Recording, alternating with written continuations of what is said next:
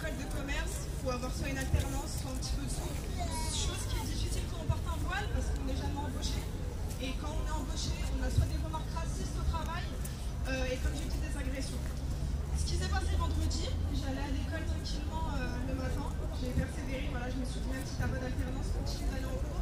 Il n'y a que Dieu qui peut savoir ce qui peut t'arriver demain. En allant en cours, il y a un homme qui me colle. Concrètement, il me suit. Je me dis bon, c'est pas grave. Ensuite, il commence à s'approcher de moi et à me dire vous allez devenir une espèce en voie de disparition, on va tous vous exterminer. Chose qui est inacceptable en 2019. Je lui ai dit clairement si tu continues à parler, à me dire des choses pareilles, je vais commencer à crier. Il a quand même continué à m'agresser, il m'a attrapé le bras, il a essayé de me balancer sur la route. J'espère s'il y a des journalistes ici qui sont présents, sachez qu'il y a un homme qui m'a attrapé le bras et qui a essayé de me faire renverser sur la route. Aucune personne n'a réagi. Absolument aucune personne n'a réagi. Il faut savoir que c'est pas la première fois. Moi et mon ami, on était une fois à place de Châtelet. Il y a un groupe d'hommes qui a décidé de nous agresser, de nous arracher notre voile. Personne nous a défendu, personne n'a osé la voix, personne s'est levé, personne n'a interagi, personne n'a absolument rien fait. Alors j'ai décidé d'appeler la police. J'ai décidé d'appeler la police en leur expliquant ce qui est en train de se passer. Ils m'ont dit mot pour mot, on n'a aucune équipe à vous envoyer. Ça veut dire que je vais me faire agresser. Dieu seul sait ce qui aurait pu arriver. En tout cas, c'est pour vous dire que je ne suis pas la seule à subir ce genre d'agression. Je parle en mon nom, mais je suis sûre qu'à ce moment même, là, je suis en train de représenter énormément de jeunes filles qui sont à ma place. Donc il faut que ça change. Il faut que ça change. Parce qu'il y en a marre. Il y en a réellement marre. On a peur d'aller à l'école. On n'arrive pas à trouver un travail. On dit de quitter la France. Pour quitter la France, il nous faut des moyens. Sauf que vu qu'on ne travaille pas, on n'a absolument aucun moyen. Donc j'espère, Inch'Allah, que ça va changer. Et je vais terminer avec ce que m'a dit ma mère. C'est peut-être puissant, mais il faut savoir qu'à 12 ans, quelqu'un qui est plus puissant que moi.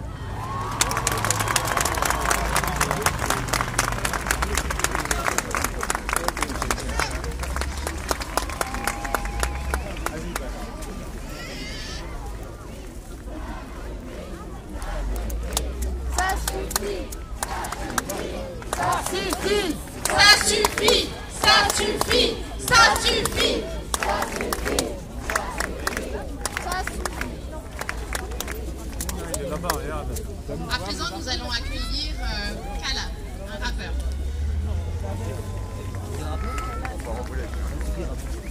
Salam alaikum. J'ai une voix qui porte. Ça fait plaisir de tous vous voir là. Et moi, quand je vous vois aujourd'hui, il n'y a qu'un mot que j'ai envie de dire. Deux mots même. Muslim United et légitime. Tout le monde, on est légitime. Tout le monde, on est légitime. Je vous entends pas. On est quoi? On est quoi? On est quoi? Ce pays, il a connu des heures sombres. Ce pays, là où on est, à l'endroit où vous êtes, on a connu des heures sombres ici. Va-t-on revoir les rafles du bec d'hiver? Vous savez qu'aujourd'hui, pour dénoncer un musulman, il n'y a qu'à faire un numéro vert. Nous sommes témoins de dérives totalitaires dans les taux du choix binaire. Soit t'es Charlie, soit t'es adversaire. En quelques années, l'islamophobie accélère. Il n'y a qu'à voir ce qu'on peut voir dans les commentaires. Vous êtes là? Quoi? Musulmans! Légitime! Légitime! J'aimerais d'abord, parce qu'on m'a dit, ces derniers temps, je me suis un peu adouci. Je m'appelle Kala, mais je fais du spoken word. J'étais rappeur avant. On m'a dit que mes textes ils se sont un peu adoucis. Je vais commencer par du doux, mais je vais monter en puissance. Parce que ce qui se passe aujourd'hui, ça mérite de monter en puissance. Alors d'abord, j'aimerais parler à mes sœurs à Capella. Ma sœur, quand je vois ce que la société projette sur toi comme image, agile, c'est même plus des étiquettes, c'est des tatouages. Stigmatisés, violés, humilié, harcelé, agressé. Et malgré ça, on retiendra de toi le fait que tu es voilé. Sous le poids de lois liberticides, nos sœurs deviennent. Faut-il des homicides pour voir des hommes ici défendre leurs femmes rament leurs filles quand elles sortent la boule au ventre de leur domicile. Oui, c'est une lutte qu'on mène, intellectuelle. Muslim United, car rien ne se fait en individuel. Islamophobie actuelle, car des criminels comme lui là, Zemmour, qui agissent aujourd'hui, des criminels à cause de ce mec-là, agissent au prétexte de droits constitutionnels ou de grands remplacements comme on a vu pour nos frères et sœurs en Nouvelle-Zélande. Faites du bruit pour eux s'il vous plaît. L'histoire se répète mes frères et sœurs, mais on connaît la fin. On connaît la fin de l'histoire. Et vous savez qu'on ne va pas attendre qu'un génocide ou que des camps de concentration aient lieu pour les musulmans. C'est déjà le cas. Ça existe déjà. On y est déjà les frères et sœurs. Sérieusement, aujourd'hui on est dans un pays de droit. Mais dans ce pays de droit, petit à petit, quand on vous déshumanise et quand on vous sort de ça, finalement ça finit comme les Rohingyas en Birmanie. Ça finit comme les Ouïghours en Chine. J'aimerais faire le prochain son pour les Birmans, Inch'Allah. Si tu peux me balancer le flagrant délit, s'il te plaît. Le point en l'air pour les Rohingyas, s'il vous plaît. Ça se passera pas comme ça ici. Je crie ce message baigné de mélancolie, un témoignage, un cri contre l'oubli, le silence qui tue les Rohingyas en Birmanie. Ok.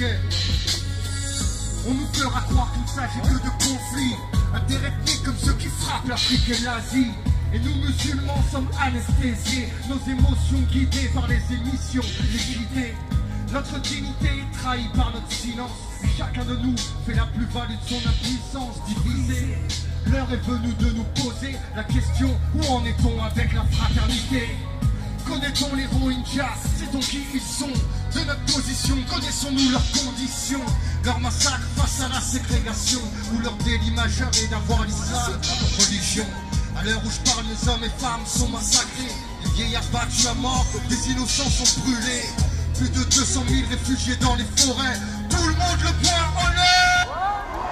Un message baigné de mélancolie, un témoignage, un cri contre l'oubli, le silence qui tue les Rohingyas en Birmanie. Nous sommes en présence d'un flagrant déni, de flagrant déni. J'écris ce message baigné de mélancolie, un témoignage, un cri contre l'oubli, le silence qui tue les Rohingyas en Birmanie. Nous sommes en présence d'un flagrant délit, de flagrant déni. Lui qui n'a jamais goûté à la ségrégation peut avoir la prétention de dire patientons, mais quand vous voyez vos concitoyens brûler vos maisons, violer vos femmes, battre à mort vos nourrissons, quand votre gouvernement vous confisque vos papiers et petit à petit vous prive de toute humanité, alors de ce cas vous êtes interdit de circuler, interdit de circuler ou de vous marier. Quand vous voyez des policiers se joindre au massacre, piller vos milieux, incendier vos lieux sacrés, belle image de la religion bouddhiste. Et oui, les pacifistes sont aussi leur lot d'extrémistes aussi, qui vous place dans des camps de concentration,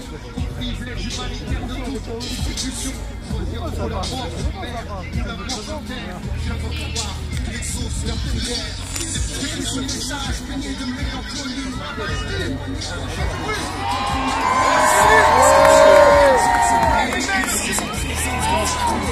Nos frères et sœurs ont pris de l'avance sur nous. Ne laissons pas ça arriver ici.